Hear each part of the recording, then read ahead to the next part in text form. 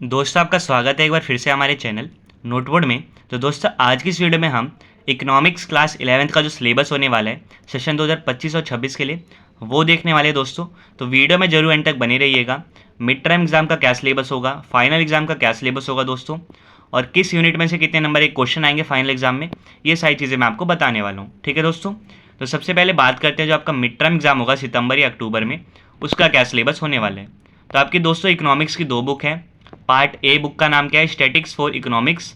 तो इसमें से कौन कौन से यूनिट आएंगे दोस्तों मिड टर्म एग्जाम में वो देखते हैं। तो यूनिट 1 है आपकी इंट्रोडक्शन, मिड टर्म एग्जाम में आएगा। यूनिट 2 है दोस्तों collection, organisation and presentation of data. ठीक है, इसके टॉपिक्स आप देख सकते हैं, तो ये आपके मिड टर्म में आएंगे। यूनिट 3 है दोस्तों स्टैटिस्टिकल टूल्स एंड इंटरप्रिटेशन। तो ये जो थर्ड यूनिट है ये भी आपके मिड टर्म एग्जाम में आ रही है। इसमें से कौन सा टॉपिक आ रहा है, मेजर्स ऑफ सेंट्रल टेंडेंसी। ठीक है दोस्तों, तो यूनिट 1, 2 और 3 ये आपको मिड टर्म एग्जाम के लिए पढ़ने हैं। फिर आता है पार्ट बी वाली बुक जिसका नाम है इंट्रोडक्टरी माइक्रो इकोनॉमिक्स। इसमें यूनिट 4 आ रहा है दोस्तों इंट्रोडक्शन। यूनिट 5 आ रहा है consumers equilibrium and demand. Unit 6 आ रहा है प्रोड्यूसर बिहेवियर एंड सप्लाई। तो ये जो मैंने आपको दोस्तों यूनिट्स बताई हैं 1 से लेकर 6 तक, ये आपके मिड टर्म एग्जाम का सिलेबस है जो आपको 6 सितंबर 2025 तक कंप्लीट करना है। फिर आपका जो मिड टर्म एग्जाम होगा दोस्तों उसमें इन्हीं यूनिट से क्वेश्चन पूछे जाएंगे। ठीक है, मिड टर्म के बाद आपको क्या पढ़ना है, तो यूनिट 3 का दोस्तों जो एक टॉपिक था मेजर्स ऑफ सेंट्रल टेंडेंसी, ये आपको मिड टर्म के लिए भी पढ़ना था।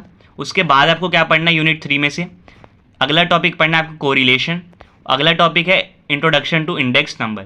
तो ये जो दो टॉपिक्स है दोस्तों ये आपको मिड टर्म के बाद पढ़ने यूनिट 3 में से। पार्ट बी वाली जो बुक है इंट्रोडक्टरी मैक्रो इकोनॉमिक्स, उसमें क्या करना है, तो unit 6 producer behaviour and supply, ये आपको मिड टर्म के बाद भी पढ़ना है।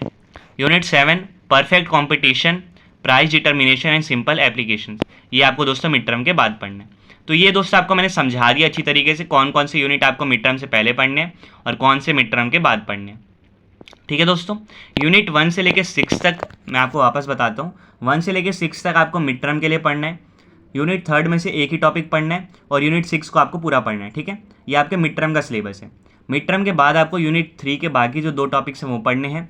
यूनिट 6 वापस से पढ़ना है और यूनिट 7 पढ़ना है। ठीक है दोस्तों, तो ये आपका पूरा सिलेबस है। उसके बाद पार्ट सी मतलब जो इसमें प्रोजेक्ट बनाना होता है इकोनॉमिक्स में, उसके कुछ यहाँ पे टॉपिक्स लिखे हुए हैं जिनके बारे में आप प्रोजेक्ट बना सकते हैं। ठीक है, इसके अलावा भी आप किसी और टॉपिक पर प्रोजेक्ट बना सकते हैं, बस आपको टीचर से परमिशन देनी है, उनकी गाइडेंस लेके आप कर सकते हैं। ठीक है, तो आपको दोस्तों जो कंप्लीट सिलेबस मैंने बताया यूनिट 1 से लेकर 7 तक, ये 31 जनवरी तक कंप्लीट करना है। फिर आपका जो फाइनल एग्जाम होगा उसमें टोटल 7 यूनिट्स आने वाली है। ठीक है दोस्तों, तो ये आपका पूरा सिलेबस था, आप समझ गए होंगे। अब बात करते हैं दोस्तों तो वेटेज कितने नंबर की वेटेज होने वाली है किस यूनिट की। ठीक है, तो 80 नंबर का आपका थ्योरी का एग्जाम होता है। 20 नंबर दोस्तों आपके डायरेक्ट प्रोजेक्ट के होते हैं। ठीक है, तो 20 नंबर आप हटा दीजिए प्रोजेक्ट के। 80 नंबर का जो आपका फाइनल एग्जाम होगा उसमें दोस्तों पार्ट ए जो है 40 नंबर का और पार्ट बी भी 40 नंबर का है। पार्ट ए में दोस्तों यूनिट 1 इंट्रोडक्शन और यूनिट 2 जो है इन दोनों को मिला के 15 नंबर के क्वेश्चन पूछे जाएंगे। यूनिट 3 में से दोस्तों 25 नंबर के क्वेश्चन पूछे जाएंगे। ठीक है, फिर पार्ट बी में जो अगली यूनिट है यूनिट 4, उसमें से 4 नंबर के क्वेश्चन है।